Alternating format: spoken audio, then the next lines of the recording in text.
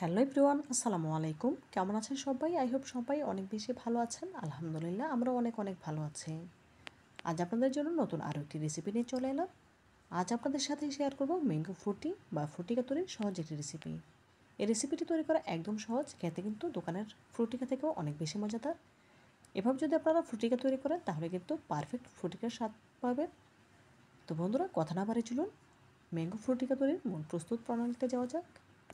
Mango Frutika তৈরি করার জন্য এখানে 4টে পাকা আম নিয়েছি, তার সাথে নিয়েছি একটি কাঁচা আম। 4টে পাকা আমের জন্য একটি কাঁচা আমই লাগবে।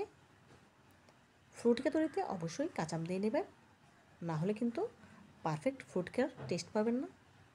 আর অবশ্যই খেয়াল রাখতে হবে আমের ভেতরের কালারটা যেন পারফেক্ট থাকে, যেহেতু ফ্রুটিকাতে কোনো ফুড কালার অ্যাড করব না। আমের কালারটা যদি পারফেক্ট হয় সেক্ষেত্রে ফ্রুটিকার কালারটা কিন্তু পারফেক্ট আসবে। দেখুন, ছোটো ছোটো টুকরো করে আম কেটে নিচ্ছি। আমি আমার পছন্দ মতো করে কেটে নিচ্ছি, তবে আপনারা চাইলে যে কোনোভাবেই দা বা বটি দিয়েও ছোটো ছোটো টুকরো করে কেটে নিতে পারেন, কোনো অসুবিধা নেই। যে কাঁচা আমটা নিয়েছিলাম সেটাও এখানে কেটে ছোটো টুকরো করে নিয়েছি। এভাবে করে ছোটো টুকরো করে নিলে কাঁচা আমটাও খুব সহজে সেদ্ধ হয়ে যাবে। এখন রান্নার জন্য সরাসরি চুলায় চলে যাব। এদিকে চুলায় একটি প্যান বসিয়ে নিয়েছি।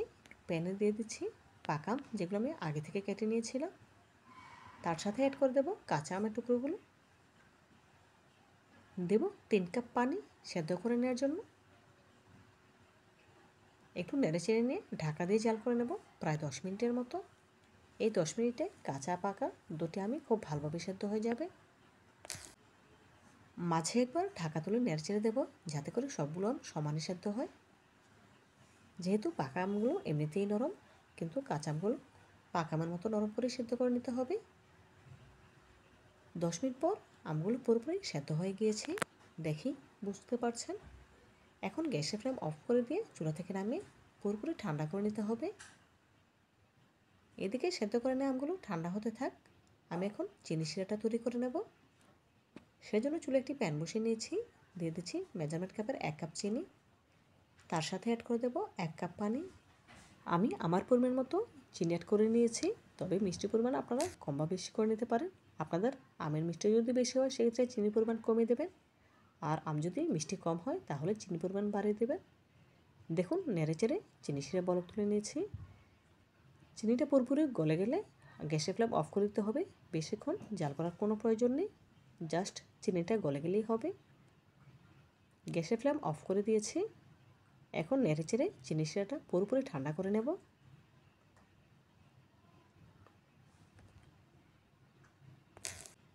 চিনি শিরাটা ঠান্ডা হতে থাক।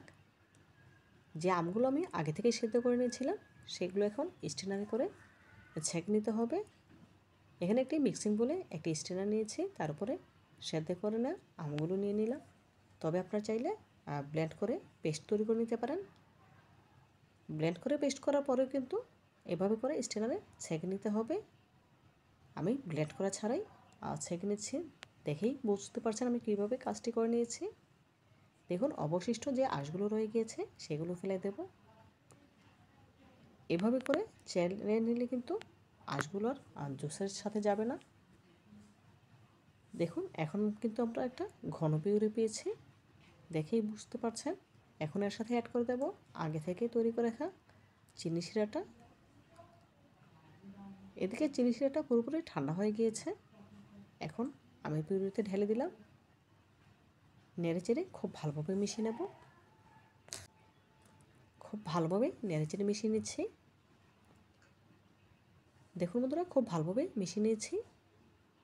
এখন কিন্তু আমাদের ফ্রুটি বা ফ্রুটিকাগুলো তৈরি হয়ে গিয়েছে। খুব ভালোভাবে নেড়ে মিশিয়ে নিয়েছি। আমি কিন্তু এখানে কোনো ফুড কালার অ্যাড করিনি। ফুড কালার অ্যাড করা ছাড়াই কিন্তু পারফেক্ট কালার এসেছে, দেখেই বুঝতে পারছেন। আর ফ্রুটো বা ফ্রুটিকার ঘনত্বটা দেখুন, আমি এতটা ঘনত্ব রেখেছি, তবে আপনারা চাইলে এর থেকে কম বা বেশি করে নিতে পারেন। আপনারা যদি এর থেকে পাতলা চান তাহলে আরও একটু পানি অ্যাড করে নেবেন। তৈরি হয়ে গেল ফ্রুটিকা বা ফ্রুটো। এখন সার্ভিং গ্লাসে সার্ভ করে নিচ্ছি। ম্যাঙ্গো ফ্রুটিকার ফাইনাল লুক দেখুন, মাশাআল্লাহ, দেখতে কতটা সুন্দর এবং লোভনীয় লাগছে। দেখতে যতটা সুন্দর হয়েছে খেতে ততটাই সুস্বাদু। আপনারা একবার হলেও বাসায় আমার রেসিপিটি ফলো করে ম্যাঙ্গো ফ্রুটি বা ফ্রুটিকা তৈরি করে খেয়ে দেখবেন, ইনশাআল্লাহ অনেক বেশি ভালো লাগবে। তো বন্ধুরা, আজকের মতো বিদায় নিচ্ছি। দেখা হবে নতুন কোনো দিনে নতুন কোনো রেসিপিতে। ভালো থাকবেন সবাই, আর আমার জন্য দোয়া করবেন যেন এমন আরও নতুন নতুন রেসিপি আপনাদের উপহার দিতে পারি। পরবর্তী ভিডিও দেখার আমন্ত্রণ জানিয়ে আজকের মতো বিদায় নিচ্ছি। আল্লাহ হাফেজ।